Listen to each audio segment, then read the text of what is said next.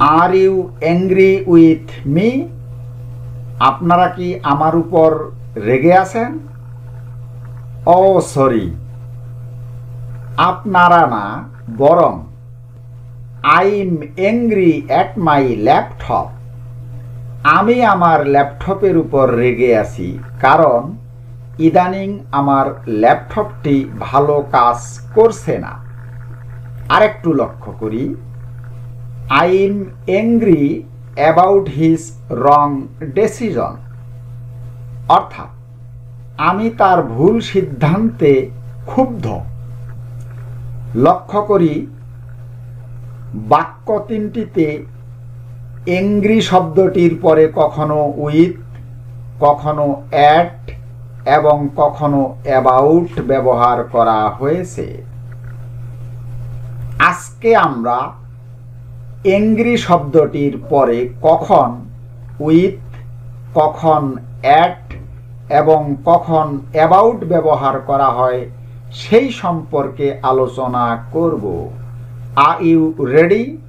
So let's get started. Angry with. কখন angry এর পরে উইথ বসে? Angry with is used when talking about person or animal, অর্থাৎ ব্যক্তি বা পশু সম্পর্কে কথা বলতে অ্যাংরি এর পরে উইথ ব্যবহার করা হয়। Example, the boy is angry with his friend. বালকটি তার বন্ধুর উপর রেগে আছে। এখানে হিজ ফ্রেন্ড হলো ব্যক্তি, তাই বাক্যটিতে অ্যাংরি শব্দটির পরে উইথ ব্যবহার করা হয়েছে। I was angry with my brother for telling lines. মিথ্যা বলার জন্য আমি আমার ভাইয়ের উপর রেগে আছি। এখানে মাই ব্রাদার হলো ব্যক্তি, তাই বাক্যটিতে অ্যাংরি শব্দটির পরে উইথ ব্যবহার করা হয়েছে।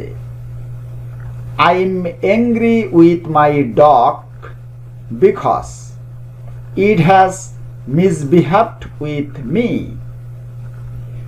আমি আমার কুকুরটির উপর রেগে আছি কারণ এটা আমার সাথে খারাপ আচরণ করেছে। এখানে ডগ হলো একটি পশু, তাই বাক্যটিতে অ্যাংরি শব্দটির পরে উইথ ব্যবহার করা হয়েছে।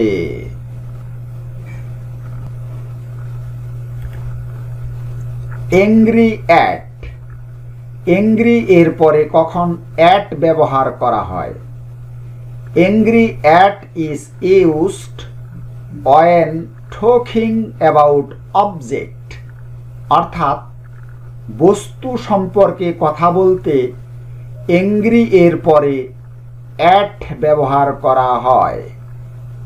Example, I am angry at my mobile because it doesn't work.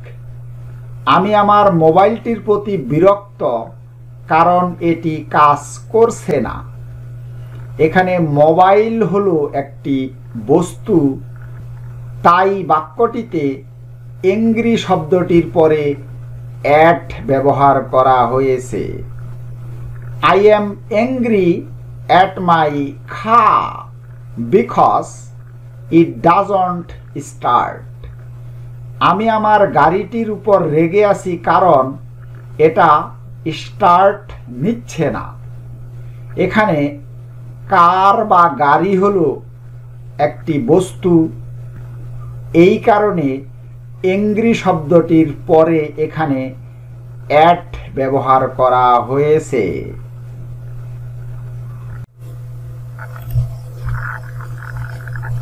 Angry with and angry at.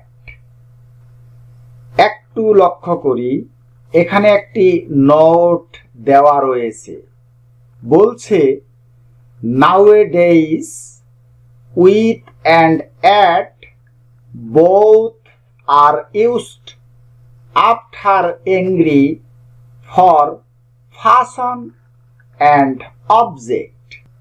বলছে আজকাল এংরি শব্দটির পরে ব্যক্তি হোক আর বস্তু হোক উভয় ক্ষেত্রেই উইথ এবং অ্যাট ব্যবহার করা হয়।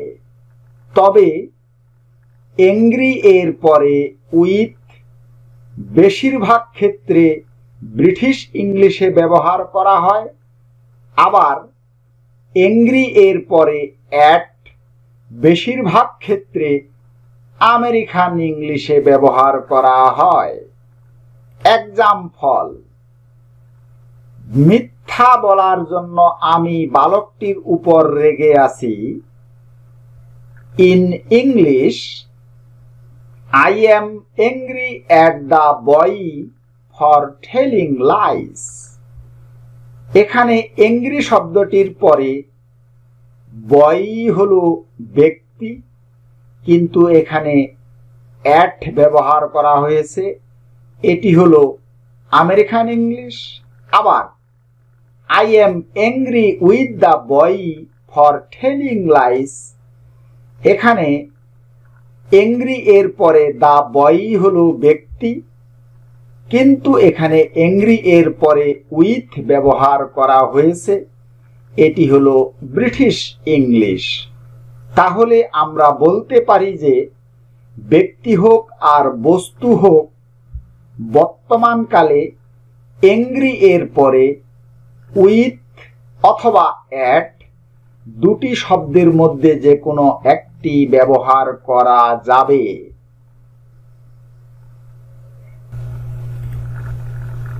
এংরি অ্যাবাউট, এংরি এর পরে কখন অ্যাবাউট ব্যবহার করা হয়?